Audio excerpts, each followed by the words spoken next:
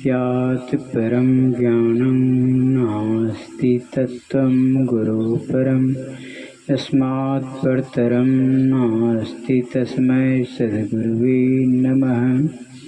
परम पूज्य सद्गुरुदेव, संत समाज, सज्जन वृंद, माता एवं बहनों, सबों के चरणों में त्रिवार शाही बंदी, शाही बंदी, शाही बंदी।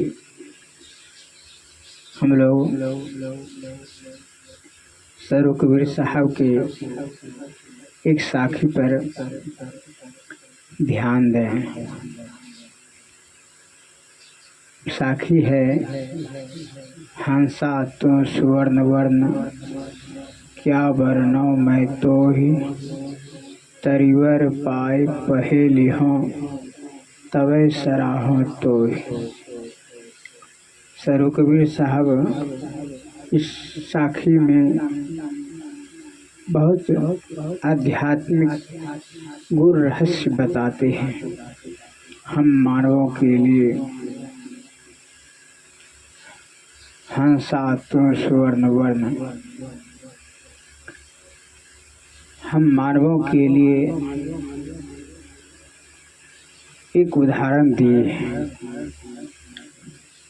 हंस सब पक्षियों में एक विशेष पक्षी हुआ करता है, जिसमें कि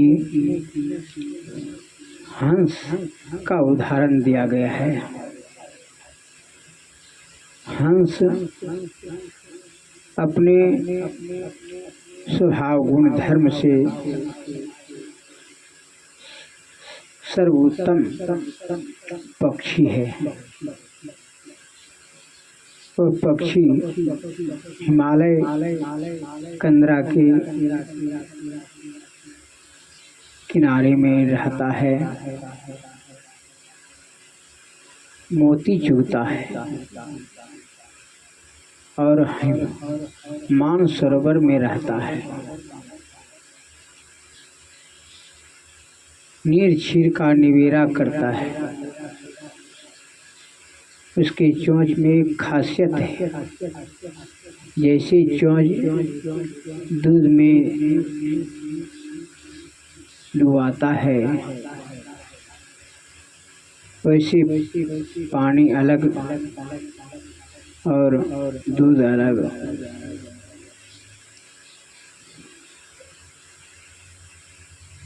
यह खासियत है हंस पक्षी में। और एक बात सुंदर अध्यात्म का गुण लक्षण बताते हैं। हंस अपने भाषा में बहुत सुंदर सा आवाज देते हैं।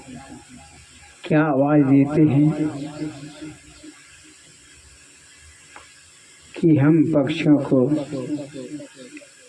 मानसरोवर में रहना चाहिए, मोती खाना चाहिए, अच्छी वस्तुओं का ग्रहण करना चाहिए, न कि गलत वस्तुओं का ग्रहण। अच्छी वस्तुओं का ग्रहण, गलत वस्तुओं का त्याग।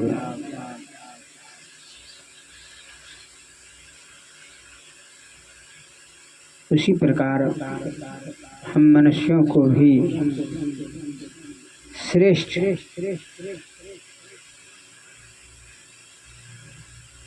पद दिए हैं। वेद व्यास उनकी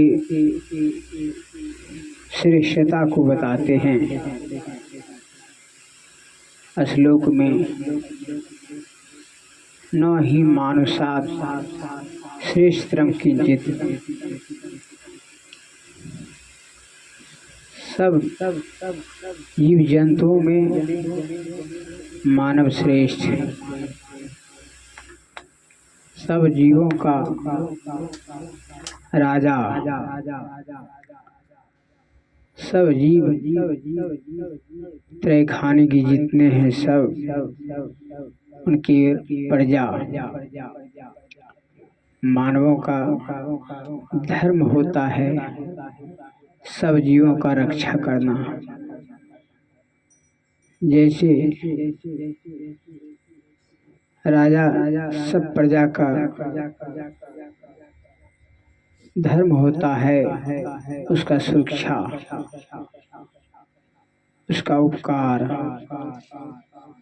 वात्सल्य भाव, अपने बच्चे के तरह भावना। यही भावना जुड़ना चाहिए राजा में, और हम प्रजा को भी पिता के सरीखे देखना। पिता पुत्र का क्या विशेषता है अपनति, जब हम लोग उसकी पद को पूर्ण रूप से अंगीकार करते हैं, फर्ज निभाते हैं, तो भगवान भक्त से कम नहीं रह जाता है। पिता पुत्र का इतना श्रेष्ठ स्वभाव है, ऐसा स्वभाव होना चाहिए। ये हंसा तुम सुवर्ण वर्ण सुंदर वर्ण, सोना सब मानवों को भाता है, सब चाहता है। उसी प्रकार मानव को भी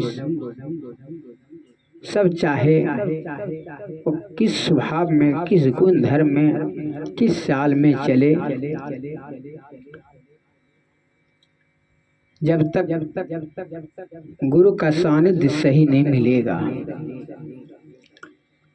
शरणापन भाव नहीं होगा, एक मेक जीवन नहीं होगा, तब तक ऐसा नहीं होगा। जैसे पिता पुत्र के लिए सर्वस्व निछावर करता है, उसके जीवन के लिए पूरी व्यवस्था करता है, उसी प्रकार पुत्र भी चाहता है हम हर तरह से, हर प्रकार से पिता का सेवा करें। हम लोग एक कहावत में कहते हैं, सोना में सुगंध। हम मानवों के लिए उदाहरण दिया गया है।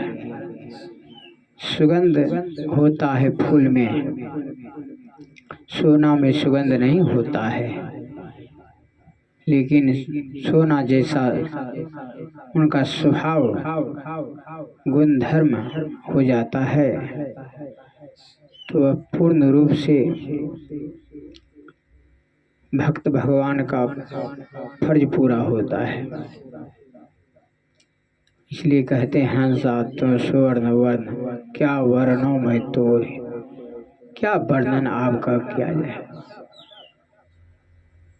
फूल में सुगंध का क्या वर्णन है। सब को सुगंध सही लगता है, सभी चाहता है। वैसे हर मानव को सब चाहता है। लेकिन जब गुरु शिष्य के भाव में जुड़ जाए, तब अपनापन भाव नहीं रहे। पति पत्नी में अपनापन भाव नहीं रहता है, एक दूसरे को श्रेष्ठ समझता है, परमात्मा समझता है, जीवन समझता है। उसके ऐसा कोई उदाहरण नहीं दिया जा सकता। उसका उदाहरण तो भक्त भगवान से ही जुड़ा हुआ हो सकता है। इसलिए शास्त्रों में है, संतुष्टो भार्या भारतरा तथैर्च यस्मिन् कुले तत्रम ध्रुवम। जहाँ पति से पत्नी संतुष्ट रहती है, पत्नी से पति संतुष्ट रहता है, व्यवहार काल में एक दूसरे की सलाह से चलता है, वहाँ पर साक्षात भगवान विष्णु लक्ष्मी का निवास होता है। वहाँ हर प्रकार का सुख पहुँचाता है, सुख शांति वहाँ पर विराजमान रहता है। ये कहते हैं क्या वर्णों में तो क्या वर्णन किया जाए, उसका वर्णन तो परमात्मा करने में भी असक्षम है। जहाँ इस भावना के साथ देखा जाता है, मिलता है, वहाँ तो हर प्रकार से सुख शांति बरसाता है भगवान विष्णु। ऐसा भगवान विष्णु का कहना है, क्या वर्णों में तो तरीवर पाए पहेलियों तबे सराहों तो।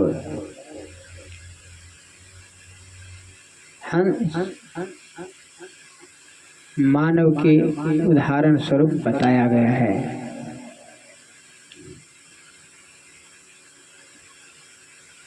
आम्र वृक्ष बताया गया है। वृक्ष किस प्रकार सबका उपकारी है, सबका भला चाहता है, सबको अपनी तरफ से अपना धर्म पूरी लेता है।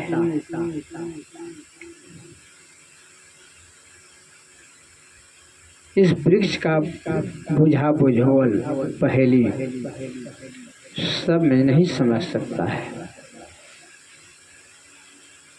भर्तृहरि, गोपीचंद, बुद्ध, कबीर, नानक, सूर, तुलसी समझा इस पहेली को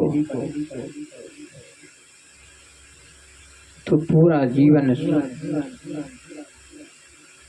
दूसरों के लिए जीवन भर लगा रहा। बुझा बुझवल जो समझ जाता है फट से उत्तर देता है।